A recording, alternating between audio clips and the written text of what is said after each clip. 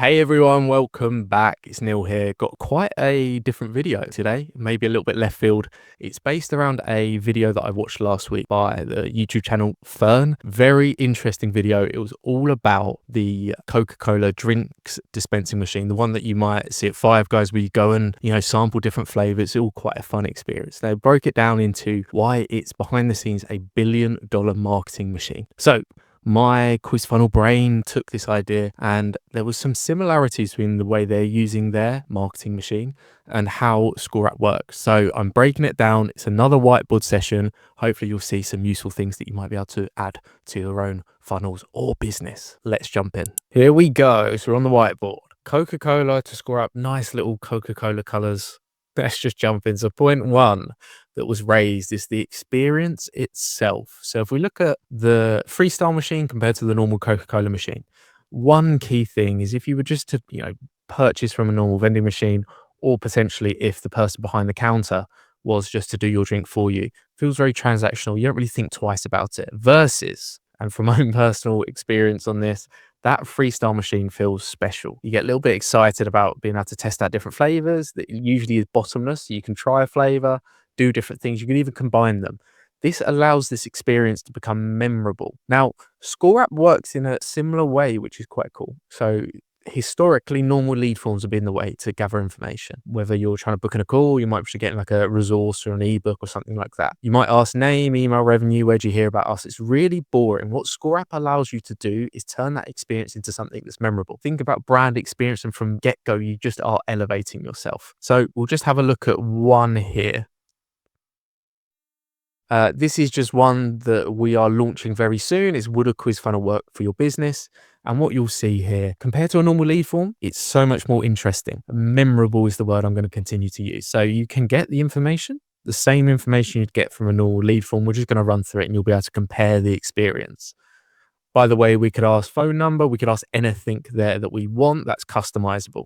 Just look at how this sits compared to like a plain white page, and it feel instead like just putting information in. So we're just going to go through this very quickly and you'll see how you can tailor these questions. They can be multiple choice. So we might pick like this. Biggest challenges might be something like this. We're just going to go through it very quickly. Don't worry about the questions. It's more to get you a feel of what's going on.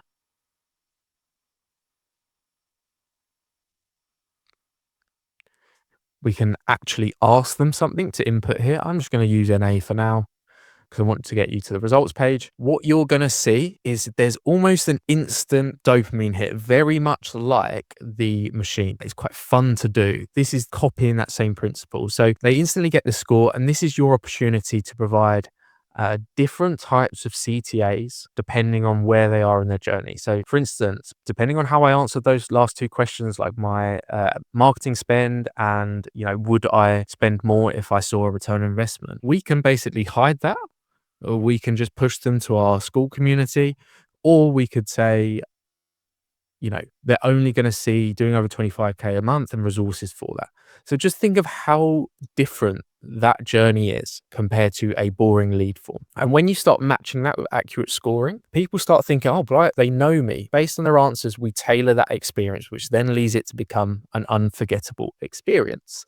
Now, number two, and this is where things get a little bit interesting, it's the intent signal. So Coca-Cola, the magic behind the scenes is they didn't just build that machine for a cool experience. That's like a byproduct of it. They did it for the live consumer data. Now, in the video, Fern goes through how, when they actually launched this, there wasn't the tech available for them to get real-time data back to their hub. They even built their own network around it. That's how much they believed in this. Basically, every selection that people pick is tracked and passed back to the Coca-Cola HQ. And this is crazy for two key things. They start to do demand first product development. So they saw, I think it was a few years ago, people were choosing like cherry Sprite in enormous volume. They might have been, I can't really remember. I think they were like maybe putting cherry Powerade with Sprite, which then almost like just signaled people want cherry Sprite. Like all they need to do then is fill that demand because it's already been tested in the market. It's really clever. And also the byproduct of it as well is the operational efficiency. Once they get that real-time data, instead of sort of thinking that store needs all of the same amount of all of the flavors, which leads to waste, they probably don't last forever, all these flavors. They can basically track patterns and send the right amount to each site. Really clever. But how does this sort of work with ScoreUp? Now, for prospect data, the key things that you kind of want to understand is intent, the context behind what's their current situation, and the timing. Like, are they ready to go on something? Is it a massive problem? Like, have they had a critical moment where they've maybe got budget? So we want to increase conversion. So the question that I always raise to people is, imagine if we have these things. So we know they have a problem with X. They're a company with that amount of revenue. Um, they've got a problem that is harming them with X, and they have this budget, and they've framed this as priority. This is instantly going to boost your conversions when you get more real-time data from your customers. But something cooler than that, I'm going to use this example. You're a company, just picture this could be you. You're a company that sells a service for 3 to 10K a month. You ask at the end of the quiz, very similar to what I showed you there, what is your current budget? Now, you might put this out there on ads, you might put it on LinkedIn, you might be putting it on your content. You get an average of 200 completions a month. However, 90% of your prospects put under $400 a month as their budget. So most businesses would do this. They would qualify these as bad leads and then disqualify them. You might have heard it. If you've got a sales team, the leads are bad, they haven't got budget. That is not a flaw of your sales team. This is a signal for you to do more. So these are not bad leads. So imagine now filling that demand with an entry-level product for $200. We'll just run through the maths. So $200 times by what's the maths? 90% of the completions are, $200. We are now adding $36,000 of new rev per month. And if this is a reliable figure of the 200 completions, this is new. This can be just a one-off purchase for something that's really valuable, maybe an ebook or, behind the scenes, like operational thing, whatever you're selling. And this can be a broken down version of your larger service. You are adding 36K new rev. It's almost like getting if you're going for the lower bound there, like 12 more clients each month or 3 to 4 more clients. And like I said, if this is reliable, that is new rev every month. So just run through an example, like for us, and this is something, the light bulb came on, and this is why it sort of works for us. Historically, we've always been done for you. It's just the way we've done it. We don't have the time to sort of think about marketing in this exact way. We take over clients' marketing, we build them quiz funnels, we get them results, and they turn into really good monthly clients for us. But we would see this pattern. You've seen it on one of our quizzes. That's just a variation of one that we put out there. It wasn't quite done yet. But I reckon 90% of those people who would want to know about quiz funnels, is a quiz funnel a good fit for me? They would not have the 3K a month to implement our done for you, and that's our base package. So what we've done now, and it's live now, is we've built an offer to match this signal. So we've built a free school community, Quiz Funnel Academy. This allows people who don't have the budget for our done for you to go in, learn more about quiz funnels, build their first ones, get leads from them. And now, guess where? It's only been about a week, 2 weeks now. We are getting interest in our done for you clients, because these are the people who are like, wow, this is really interesting. I actually see the value of the 3K a month for these guys. They know what they're talking about. So the magic here, and to really dial this in, if you can basically take your overall service, distill it down into a valuable thing for less value, for less cost, that fits demand. So for instance, here, it might be your $200 product. For us, it's a free school community, but we can change that. The key thing here is if you can align this for people to then join or pay for your full service, you have done something really clever here. So imagine now, just on this example, it's a little bit different for the free school community, but imagine now you're selling that $200 product, you're getting 36K new rev, plus, let's just draw an arrow, plus 10% of them become a full service client.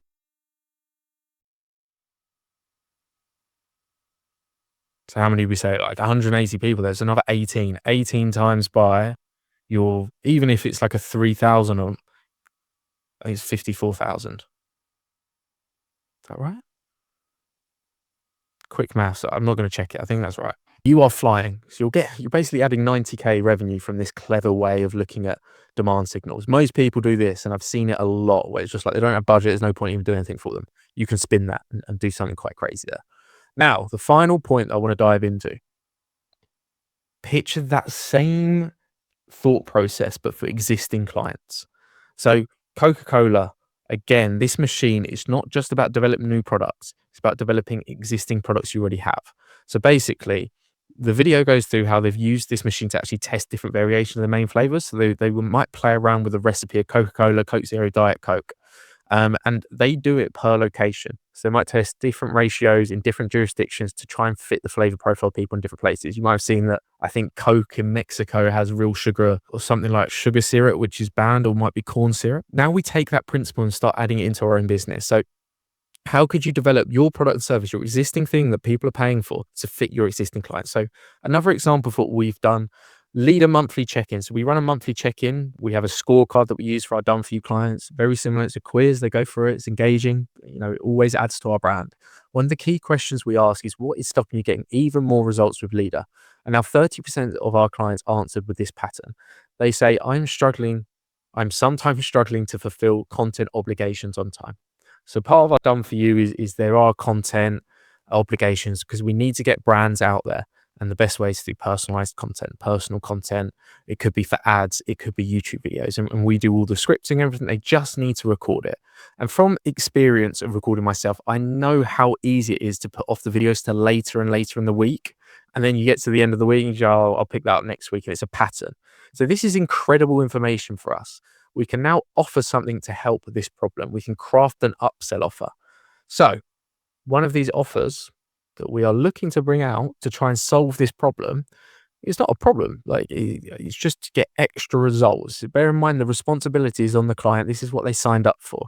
But how can we help them in that journey? One of the things we're playing around with is we will come and visit you for 2 days. We'll book a hotel. We'll bring all of our equipment, our videographer as well. We'll record all of your monthly content in a 2-day session. So from our perspective, we are getting all of the content we're required to succeed to the best of our ability. So we take a variable out of our service and we get even better results. Plus, because it's an upsell, they're going to pay for this. From the client's perspective, we've just taken a massive headache off their hands. So it's a double win for both sides. And this might be easily something like, we're getting sales calls for people, they're not closing them. I'm not a salesperson. So we could easily do something where we could implement someone who is good at sales to pick up those sales calls. Or it might be, I have 8K LinkedIn followers sitting there, I haven't touched them. We could craft an offer that will then, be able to do some sort of DM thing to these followers, giveaways. We could host webinars. This information, when you start thinking about it, score out not only in terms of lead gen, but also developing new products, but also making your existing clients more sticky and have better ways to make revenue from them while keeping them happy. There's no loser here. You are doing something cool. So yeah, in summary, that is the 3 ways. So just to go through it, it's the experience itself is memorable. It's a new way to look at intent signals. So you get the data, you then can build different offers that fit different demand signals. And then it's a way to make existing clients and your relationship even better and results even better. Now, we just dive in very quickly again. Look, like I said, this has now been launched, our free school community. It's growing very quickly. We go through how to build your first quiz funnel, how to get leads from your quiz funnel. It's full of like-minded business owners who are interested in new ways and remarkable ways about marketing. We have Q&As with the leader team. I'll drop a link in the description and, join that and we can chat here. You'll get one-to-one contact with me, Mitchell and Harry as well, which should help you on your quiz funnel journey. Thanks for watching and see you in the next one.